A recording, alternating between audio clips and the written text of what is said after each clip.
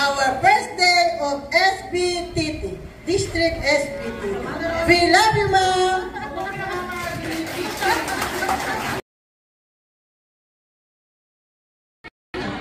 Ay, yun pala yung sabi nila. Okay, sino po yung grade 1? Pati lang din. Grade 4 po. Sila yung madami. So, feeling mga 8 na po kayo kasi pataas na yung ating pong grade level. However, tayo pong lahat naninibago po, tama po?